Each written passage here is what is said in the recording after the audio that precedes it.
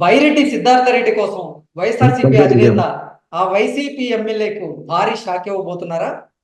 జగన్మోహన్ రెడ్డి వైఖరితో ఆ YCP MLA తీవ్ర అసంతృప్తితో ఉన్నారా అంటే అవుననే సమాధానం ఇస్తున్నారు కొంతమంది రాజకీయ విశ్లేషకులు. ఇక ఇదే విషయానికి సంబంధించి మనతో మాట్లాడేందుకు ప్రముఖ రాజకీయ విశ్లేషకులు అడిసిమల్లి శ్రీనివాసరావు గారు మనతో ఉన్నారు. సార్తో మాట్లాడు. సార్ నమస్తే అండి. నమస్కారం అండి. సార్, శ్రీశైలం ఎమ్మెల్యేగా ఉన్నటువంటి శిల్పా చక్రపాణి రెడ్డికి ఈసారి జగన్మోహన్ రెడ్డి టికెట్ ఇవ్వడం లేదు. ఆ టికెట్ బైరెడ్డి సిద్ధార్థ రెడ్డికి కేటాయించబోతున్నారు. సో దానివల్ల జగన్మోహన్ రెడ్డి వైఖరి నచ్చక జగన్మోహన్ రెడ్డి మీద తీవ్ర అసంతృప్తితో ఉన్నారు శిల్పా చక్రపాణి రెడ్డి అనేది ఇప్పుడు సోషల్ మీడియాలో ఒక వార్త హల్చల్ అవుతుంది. సార్ ఏంటి సార్ ఆ వార్తలో వాస్తవం ఉందా? రానున్న ఎన్నికల్లో శిల్పా చక్రపాణి రెడ్డికి శ్రీశైలం టికెట్ ఇవ్వకుండా బైరెడ్డి సిద్ధార్థ రెడ్డికి ఆ టికెట్ కన్ఫర్మ్ చేయబోతున్నారా జగన్మోహన్ రెడ్డి అంటే ఏం చెప్తారు సార్? ఇప్పుడు బైరెడ్డి సిద్ధార్థ రెడ్డి ఎక్కడో చోట అకామిడేట్ చేయాలనుకుంటే కనుక ఆ శ్రీశైలం కానీ మార్చి ఉద్దేశం ఉందేమో ఈయనకి, జగన్మోహన్ రెడ్డి గారికి. అయినా కానీ ఇదర్కా మాల్ ఉదర్కా మాల్ ఇతర అనే కార్యక్రమం నడుస్తుంది కాబట్టి మారితే మార్చొచ్చు. అయితే శిల్పా చక్రపాణి రెడ్డి గారు ఆ విషయంలో ఆయన మంచి క్యాండిడేట్. అంటే అరాచకాల దుర్మార్గాలు దౌర్జన్యాలు వాళ్ళందరూ కామన్ సిలబస్ కాబట్టి దాని గురించి మాట్లాడుకోకుండా మిగతా వాళ్ళతో పోల్చుకుంటే అతను బెటర్. ఆయన అంతకుముందు వైసీపీలోకి వెళ్ళినప్పుడు ఆయన తన పదవికి రాజీనామా చేసిండు గతంలో, టీడీపీ నుంచి వెళ్ళినప్పుడు. అలాంటి కొంచెం విలువలు పాటించే వ్యక్తి అతను. కాబట్టి ఆయన ఇప్పుడు శ్రీశైలానికి రేపు గెలవటం అనేటువంటిది ఎక్కడైనా గెలవరాళ్ళు వైసీపీ వాళ్ళు. అది కూడా ఘోర పరాజయం పొందకుండా ఉండాలంటే కొంచెం మంచి క్యాండిడేట్ ఉండాలి.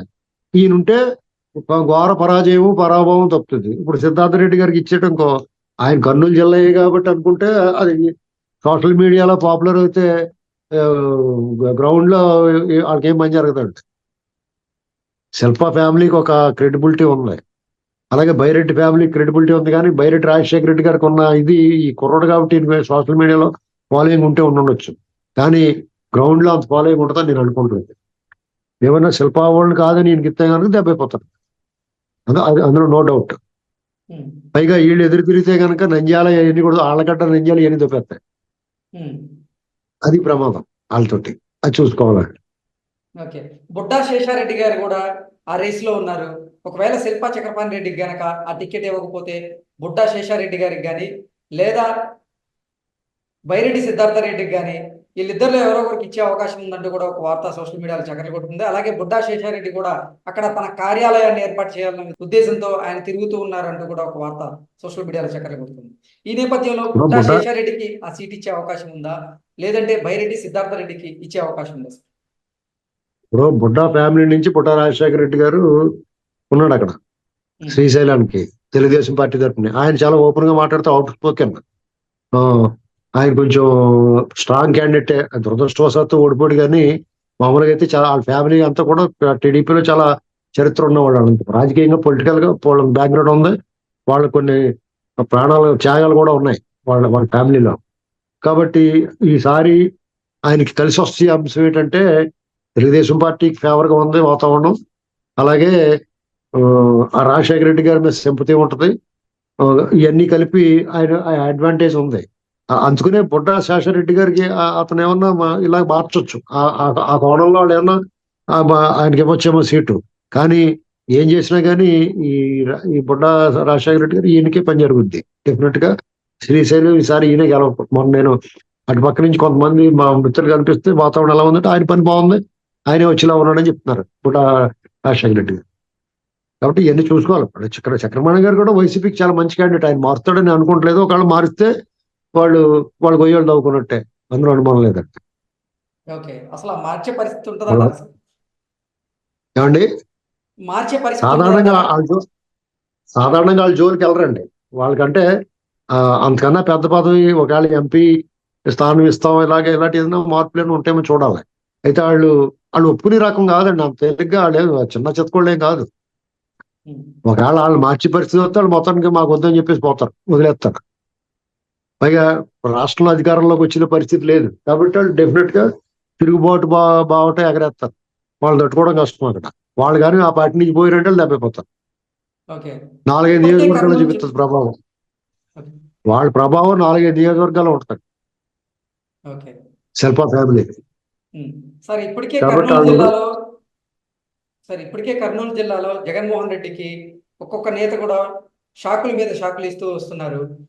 అవును. కర్నూలు జిల్లా ఎంపీ అభ్యర్థిగా గుమ్మనూరు జయరాంనే ఇప్పటికే ప్రకటించినప్పటికీ గుమ్మనూరు జయరాం మాత్రం ఎట్టి పరిస్థితుల్లో నేను ఎంపీగా పోటీ చేయను, అవసరమైతే రాజకీయాలకైనా దూరంగా ఉంటా కానీ నేను ఎంపీగా పోటీ చేయను అంటూ జగన్మోహన్ రెడ్డికి కాల్ చేసినా కానీ ఆయన ఆన్సర్ చేయటం లేదు అంటూ కూడా ఒక వార్త ఇప్పుడు బయటకు వచ్చిన నేపథ్యంలో ఇప్పుడు కర్నూలు ఎంపీ డాక్టర్ గారు సంజీవ్ కుమార్ ఆయన డైరెక్ట్ గా ఓపెన్ స్టేట్మెంట్ ఇచ్చాడు. ఇక్కడ ఊరికే బీసీలకు పదవులు ఇస్తారు తప్ప అధికారం ఉండదు. మేము మా అంతా కూడా ఉక్కిరి బిక్కిరి అవుతా ఉన్నాం. ఈ ప్రభుత్వంలో మాకు గౌరవం లేదని చెప్పాడు. ఈ పార్టీలో మాకు గౌరవం లేదని చెప్పాడు ఓపెన్ గా. అలాగే ఇంకా వేరే చోట గుమ్మనూరు జయరాం గారు కూడా అసంతృప్తి ఉంది. ఇలాగ మనం బయట రేపు షెడ్యూల్ వచ్చిన తర్వాత, ఎలక్షన్ కోడ్ వచ్చిన తర్వాత చాలా బయటకు వస్తాయండి. ఇంకా మనం మొన్న అనుకున్నాం, మనం గ్యారంటీకి వీళ్ళు ఎవరు కూడా బీఫారాలు తీసుకుని కూడా నామినేషన్ వేయలేడు. ఏం అనుమానం లేదు అందులో.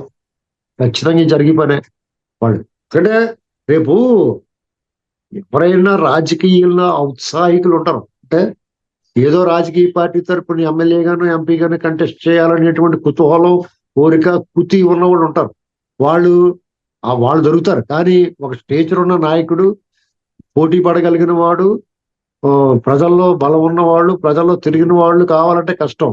వాళ్ళు మాత్రం ఈసారికి డబ్బులే ఖర్చు పెడితే దండగా మనకి ఈ పార్టీ అలాగే అధికారంలో రాదు అని చెప్పేసి బయటకు పోయేలా ఉన్నారు. వాళ్ళు సొంత బలం మీద నమ్మకం ఉండి మేము చాలా స్ట్రాంగ్ గా ఉన్నాం, వాళ్ళ మంది మార్బలం ఉండి అంగబలం అర్ధబలం ఉన్న వాళ్ళు ఎవరన్నా ఉంటే కనుక వాళ్ళు ట్రై చేస్తారు తప్ప పార్టీ బేస్ మీద పార్టీ ముఖం చూసి, జగన్మోహన్ రెడ్డి ముఖం చూసి ఓట్లు వేస్తారన్న నమ్మకం అయితే వాళ్ళకి లేదు ఇంకా. ఎందుకంటే ఈ ఎలక్షన్ లో అదంతా పోయింది.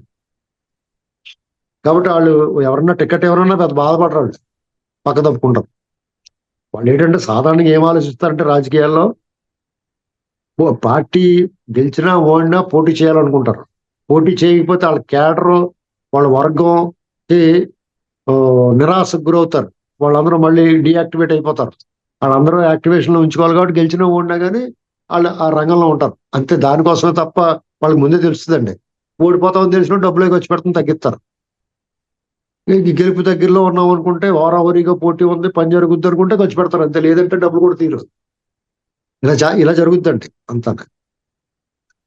ఓడిపోతున్నాం అనుకున్నారు అనుకోండి, డబ్బులు తీయటం అనేస్తారు, ఖర్చు పెడతాం తగ్గిస్తారు, నామగా పోటీ చేస్తారు, ఏదో తూతూ మంత్రంగా పోటీ చేస్తారు. ఓడిపోతున్నాం, వాతావరణం బాగాలేదు అనుకున్నాడు, పర్లేదు హోరాహోరీగా ఉంది, మనం డబ్బులు ఖర్చు పెడితే పని అవుద్ది, మనం గట్టిగా ప్రచారం చేసుకోవాలి అనుకునే అవకాశం ఉంటుంది అనిపించినప్పుడు డబ్బులు ఖర్చు పెడతారు. అన్ని ఎఫెక్ట్లు పెడతారు. లేదంటే గాలికి వదిలేసి ఊరుకుంటారు. పెదలగాడే భోజనం చేసి పడుకుంటారు. నామినేషన్ వేసి వచ్చి అప్పుడప్పుడు అలాగే చిన్న చిన్న మీటింగ్లకి అది బతిమాలు ఇచ్చుకుని వెళ్ళి ఇంటికి వచ్చేసి బేగా పెదలగాడే భోజనం చేసి పడుకుంటారు. రాత్రి 9 గంటలు చూసి కూడా చూడరు. ఓడిపోతాం అనుకుంటే పెదలగాడే పడుకుంటారు. అంటే ఇప్పటి వరకు వైఎస్ఆర్సీపీకి కంచుకోటగా ఉన్నటువంటి కర్నూలు జిల్లా ఇప్పుడు టీడీపీ హవా కొనసాగించే అవకాశం ఉందా? టీడీపీ సత్తా చూపించబోతుందా? ఇటు అందరూ నేతలు కూడా జగన్మోహన్ రెడ్డికి ఒకరి తర్వాత ఒకరు షాకులు ఇస్తూ వస్తున్నారు.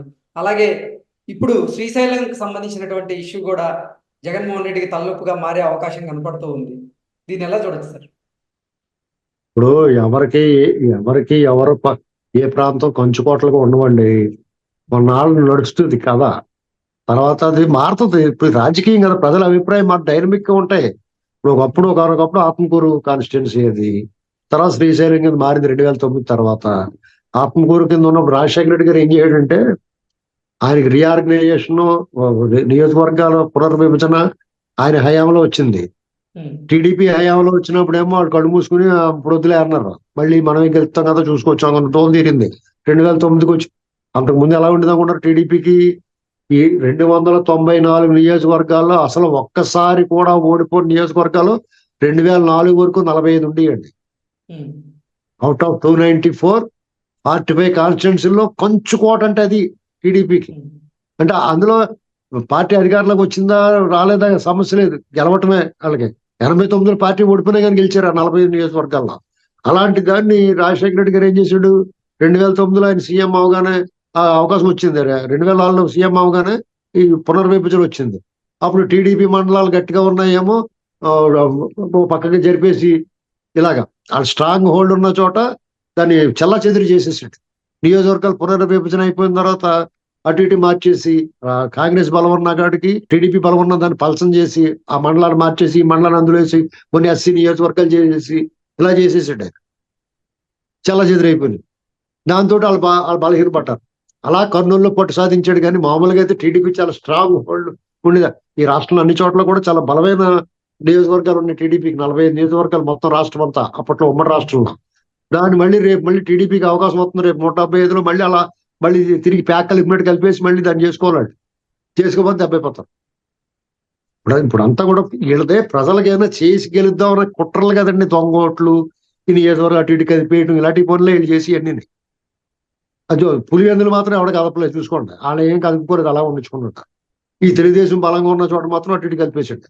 వీళ్ళు కూడా ఆ పని చేయాలి. ఎప్పుడు కూడా ఫెయిర్ గేమ్ ఆడకూడదండి. అప్పుడప్పుడు ఫౌల్ గేమ్ కూడా ఆడాలి రాజకీయాల్లో. రాజకీయాల్లో ఇప్పుడు ఫెయిర్ గేమ్ ఆడితే సరిపోతాం. చంద్రబాబు గారు ఆ పని చేయాలా ఈసారి ఆ పని చేస్తే మళ్ళీ ఆ పార్టీ కొన్నాళ్ళ పాటు కొన్ని స్ట్రాంగ్ కాన్స్టిట్యున్సీస్ ఉంటాయి. అది ఇప్పుడు ఎంత కష్టమైంది చూడండి. ఇప్పుడు రాయలసీమలో ఎంత ఇబ్బంది అయిపోయింది. 3 టర్మ్ల నుంచి రాయలసీమలో కర్నూలు జిల్లాలో వాళ్ళదే పై చేయాలి. 2009, 2014, 2019. ఇప్పుడు ఈయన చేసిన దరిద్ర పాలన చూసిన తర్వాత, అధ్వానం పరిపాలన చూసిన తర్వాత మారారు. కానీ మామూలుగా అయితే అది చాలా స్ట్రాంగ్. ఇప్పుడు మారింది. ఈ మారిన తర్వాత దాన్ని ఎలా సెట్ చేసుకోవాలి చేస్తారు.